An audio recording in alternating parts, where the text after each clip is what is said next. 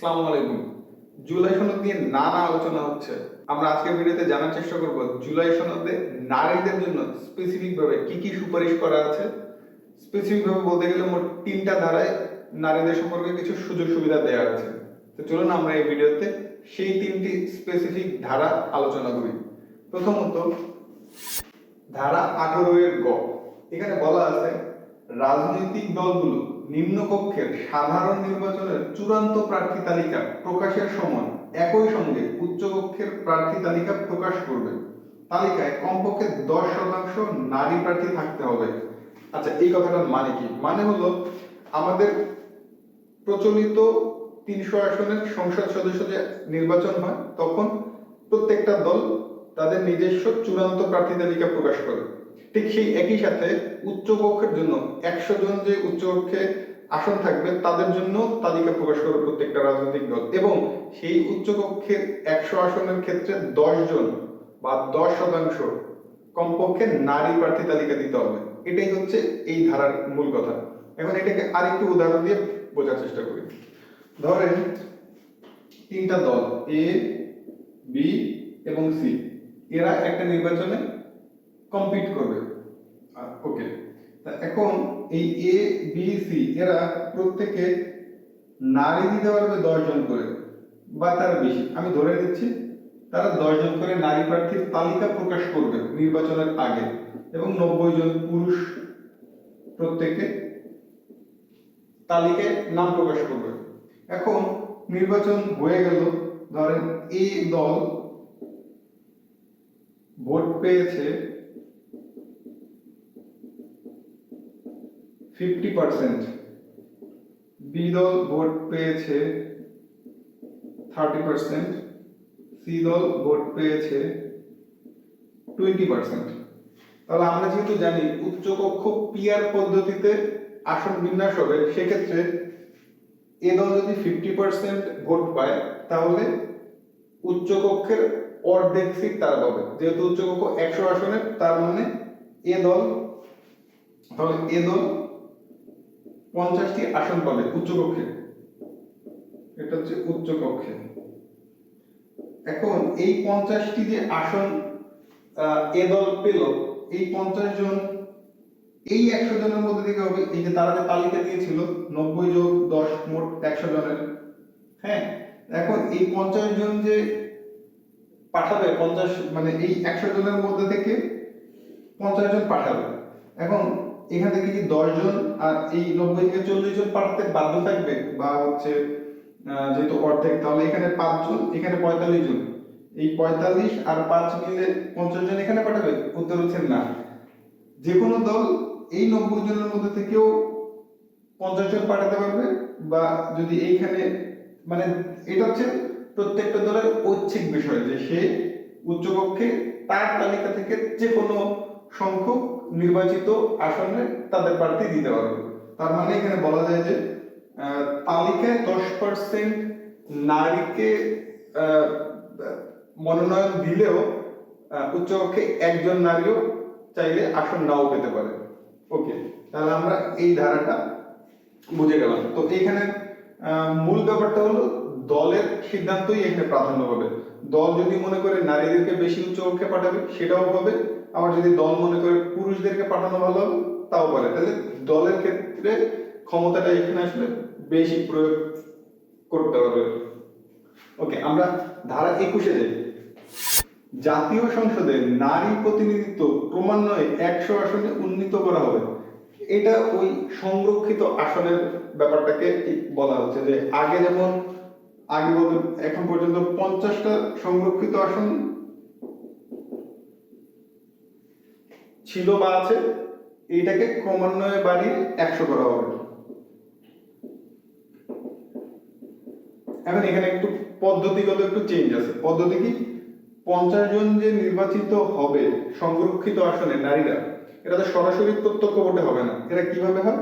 এরা হবে হচ্ছে ওই যে 300 জন এমপি হবে, তাদের পরোক্ষ ভোটে এই 50 জন নির্বাচিত হতো বর্তমান ইয়া অনুযায়ী। আর যখন 100 জন উন্নীত করা হবে, বা এই 50 থেকে যখন সংরক্ষিত আসন বাড়ানো হবে, তখন পদ্ধতির একটু চেঞ্জ আছে, তখন পিআর সিস্টেম চালু হবে।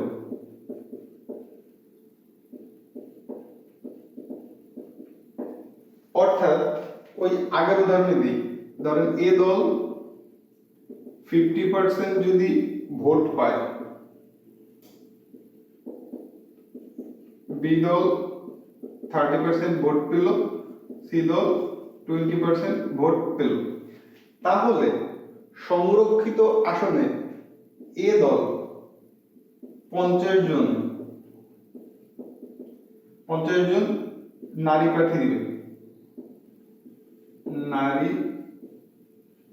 প্রার্থী দিবে, অনুরূপভাবে বি দল 30 জন নারী প্রার্থী দিবে, সি দল 20 জন নারী প্রার্থী দিতে পারবে। আচ্ছা, এখন ব্যাপার হলো এইটা আর এটার সাথে পার্থক্য কি?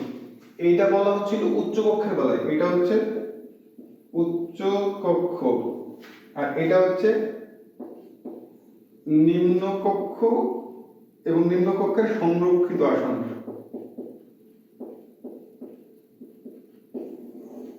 এটা উচ্চ কক্ষ, এটা নিম্ন কক্ষের সংরক্ষিত আসন সম্পর্কে এইভাবে নারীরা আসন পাবে বা নির্বাচিত হবে।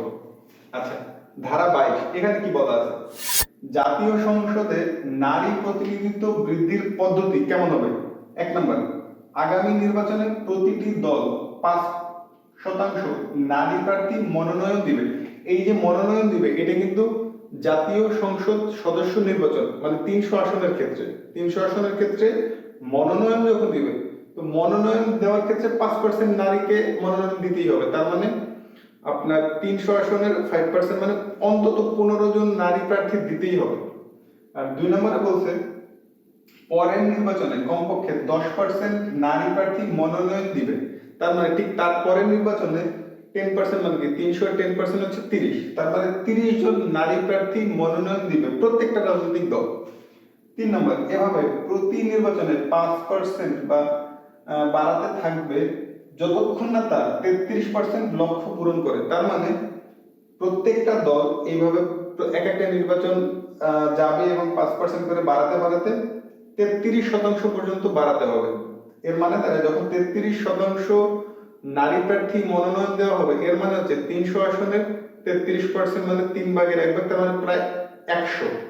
তার মানে 100 জন নারীকে প্রত্যেকটা দল মনোনয়ন দিতে বাধ্য থাকবে এই ধারা 22 অনুযায়ী। তার মানে এখানে বোঝা যাচ্ছে যে নারীর সংসদে প্রতিনিধিত্ব বাড়ার ক্ষেত্রে এই ধারাটা খুবই কার্যকর ভূমিকা পালন করবে। তো এই ছিল মোটামুটি 3টা ধারা নিয়ে আলাপ আলোচনা। এছাড়াও জুলাই সনদের পটভূমি অংশে নারীদের বিশেষ মানে ক্রেডিট দেওয়া হয়, বা যদি বলা হয় তাদের অবদানকে স্বীকৃতি দেওয়া হয়।